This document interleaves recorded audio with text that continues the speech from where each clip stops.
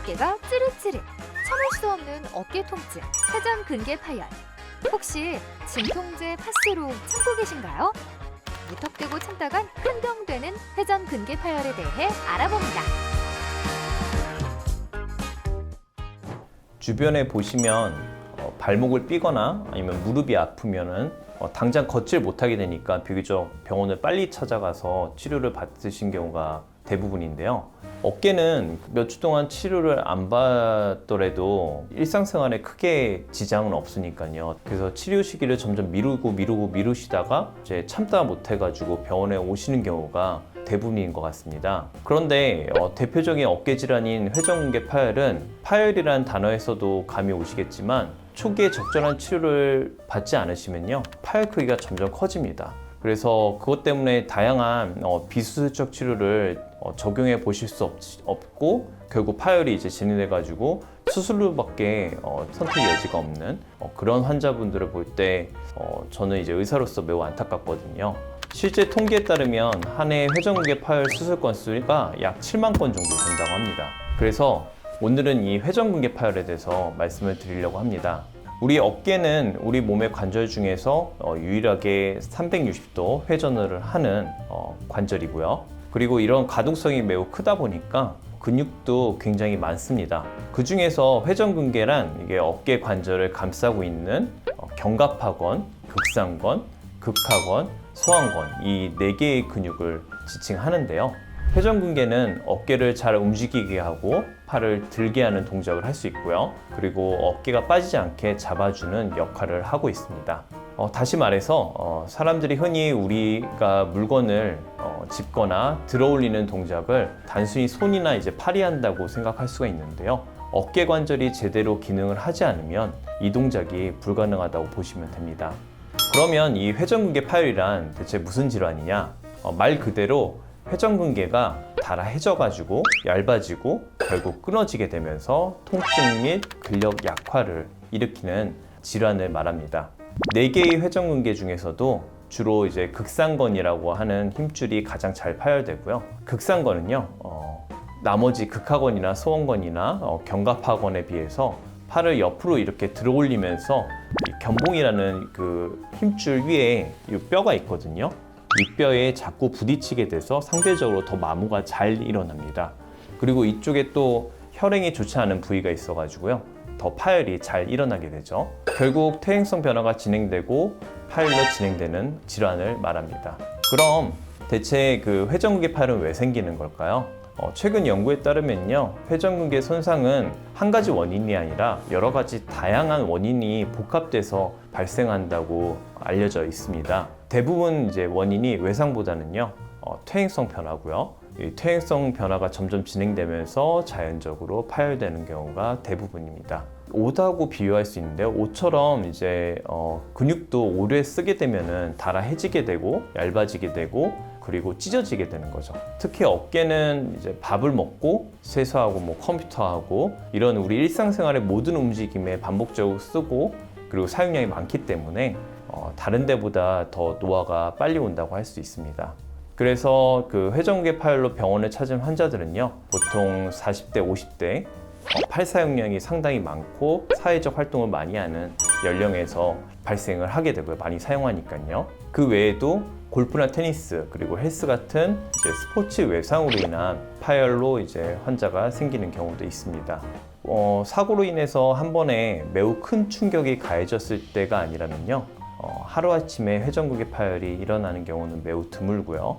어깨에 나타나는 이상 증상을 빠르게 파악하고 제대로 치료한다면은 수술 없이도 초기에 발견해서 많이 치료할 수 있는 질환이 이 회전근개 질환이라고 할 수 있습니다. 회전근개 파열 시에는 어떤 증상이 나타날 수 있는지 이제 제가 말씀을 드리려고 하는데요. 흔히 어깨가 결린다고 표현하는 이제 불편함과 통증이 주 증상이라고 할 수 있습니다. 주로 이제 팔을 60도에서 120도로 왔다 갔다 할 때 통증이 많이 발생하고요. 팔을 내릴 때 힘이 빠지는 증상이 있습니다. 그리고 미세하게 어깨에서 삐걱거리는 소리가 나기도 하고요. 밤에 더 통증이 심해지는 경향이 보이면요, 혹시 회전근개 파열은 아닌지 한 번쯤은 의심을 해보시고요. 병원을 찾아가셔서 정확한 진단을 받아보시는 것이 좋습니다. 아무리 훌륭한 치료법이어도요, 치료의 골든타임을 놓치면 호전 가능성은 낮아지기 때문에요. 내 몸이 보여내는 이상 신호를 무시하지 마시고 어깨가 뭐 그냥 아파도 뭐 그냥 쓰다 보면 또 낫겠지, 이런 식으로 절대 참으시면 안 됩니다. 그렇게 되면은 점점 이제 힘줄 파열이 진행되기 때문에 중요한 치료에 골든타임을 놓칠 수가 있는 거죠.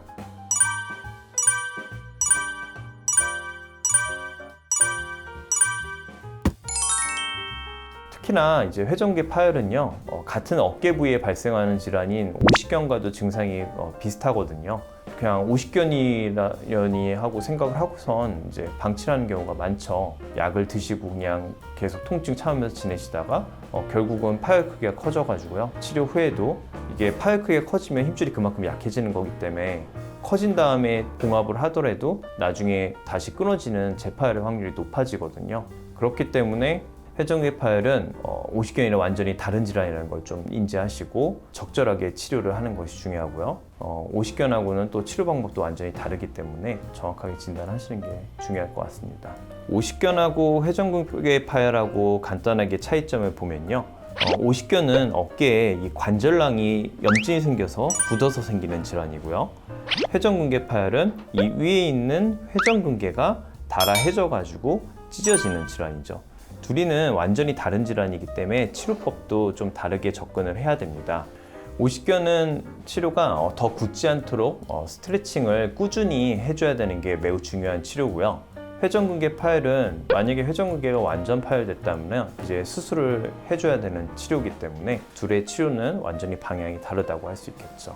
다시 말해서 자기 진단만으로 회전근개 파열인데 그 오십견인 줄 알고선 기껏해야 이제 건강 생각해가지고 인터넷 찾아가지고 오십견에 좋은 운동을 막 열심히 했다가는요, 시간이 흐르면서 오히려 회전근개 파열이 진행돼 버리는 불상사가 발생할 수가 있는 거죠. 때문에 그 회전근개 파열인지 아닌지 정확하게 진단하는 것이 매우 중요한데요, 회전근개 파열은 20분 이내 매우 빠른 진단이 가능합니다. 우선 어깨의 힘줄은 엑스레이에 보이지 않거든요. 그렇기 때문에 초음파나 MRI를 촬영해 가지고 진단을 할 수가 있고요. 초음파는 그 초음파를 해주시는 이제 술자에 따라서 정확도가 천차만별입니다. 그렇기 때문에 아주 정확하게 진단하는 것은 MRI가 매우 좋다고 할 수 있겠습니다. 회전근개 파열이 진단이 되면요, 치료는 크게 비수술적 치료하고 수술적 치료로 나눌 수가 있습니다. 파열이 있다고 무조건 수술하는 건 아니거든요. 파열의 크기나 증상, 그리고 나타낸 기간, 또 환자의 나이나 이제 활동 정도, 그리고 얼마나 이제 퇴행성이 진행됐는지 여러 가지 상황을 고려해서 종합적으로 판단해서 치료 계획을 세워야 됩니다. 비수술적 치료로는요, 주사 치료, 그리고 힘줄의 근력을 강화하는 재활 물리치료가 있습니다. 주사 치료는 전통적인 스테로이드 주사뿐만 아니라요, 저는 지금 현재 잘 하고 있지 않지만 그 최근에 뭐 손상된 조직에다 콜라겐 주사를 하는 치료법도 나와서 많이 시행을 하고 있습니다. 다만 회전근개가 전층 파열인 경우에는 비수술 치료는 치료를 할 수가 없습니다. 그거는 이제 봉합을 해야 되는 경우요. 그 외에도 수술을 해야 되는 경우는요, 비수술적 치료를 6개월 이상 시행했는데도 증상이 좋아지지 않는 경우, 이 경우에 수술을 해야 되고요. 또 사고 같은 이제 급성 외상으로 인해서 이제 힘줄이 파열된 경우, 이 세 가지의 경우에는 수술을 해야 됩니다. 그런데 그 어깨는 움직임이 크고 운동량이 많아가지고 수술 후에도 조심하지 않으면요, 아무리 튼튼하게 그 봉합을 해도요, 잘 안 붙고 재파열이 될 가능성이 있거든요. 통계적으로는 한 20에서 40% 정도는 재파열 된다고 되어 있습니다. 그래서 수술을 선택하는 것도 매우 신중해야 하고요.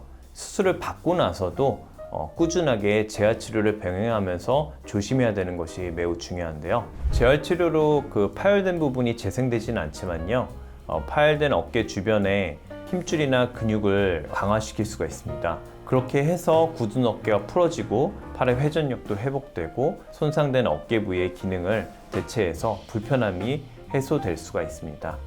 회전근개 파열을 예방하기 위해서는요, 회전근개 힘줄을 튼튼하게 강화하는 운동이 매우 중요하고 그 운동을 해야 되는데요. 어깨 통증 케이스 중에서 극상근 문제가 가장 흔한 원인이 되기 때문에 오늘은 그 초간단한 극상근 운동 동작을 알려드리도록 하겠습니다. 근력 운동은 스트레칭 운동을 시작한 후에 하는 것이 매우 좋은데요. 세라밴드를 이용해서 운동을 합니다. 색깔마다 밴드의 강도가 매우 다르거든요. 본인의 이제 근력에 맞게 그 색깔을 선택하는 게 중요하고요. 보통 노란색이 강도가 약해서 노란색을 먼저 선택해서 운동을 하시는 게 좋고요.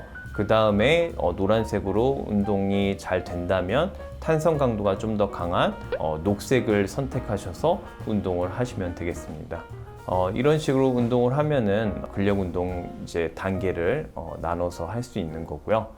그렇게 본인에 맞게 색을 결정하고선 우선은 건강한 쪽 팔이 문 옆에 오도록 선 자세에서 고무줄을 문 손잡이에 걸어 두도록 해요. 아픈 쪽 팔로 고무줄을 잡고선 팔꿈치가 구부러지지 않게 주의하면서 팔을 옆으로 벌려서 고무줄을 최대한 저항이 느껴질 때까지 잡아당기면 됩니다. 고무줄 잡아당기는 동작이 통증이 없는 범위까지 하시면 되고요. 그렇게 운동을 하면은 초간단 극상근 운동을 하는 게 되겠습니다. 대부분 사람들이 그 내 몸이 아프기 전에는 그 건강의 그 중요성하고 그리고 우리 건강의 소중함을 잊고 살기가 쉽거든요. 연세 드신 분들은 늙으면 뭐 다 아픈 거라고 얘기하시면서 그냥 참으시고 젊으신 분들은 언젠간 낫겠지 하면서 그냥 또 참고 그러다가 병을 키우는 분들이 사실은 대부분이죠. 하지만 이게 참는다고 낫는 병은 없다는 사실을 꼭 인지하시고요. 내 몸이 보내는 건강 이상 신호를 잘 체크하시고 빠른 치료를 해서 건강을 지키시기 바라겠습니다. 감사합니다.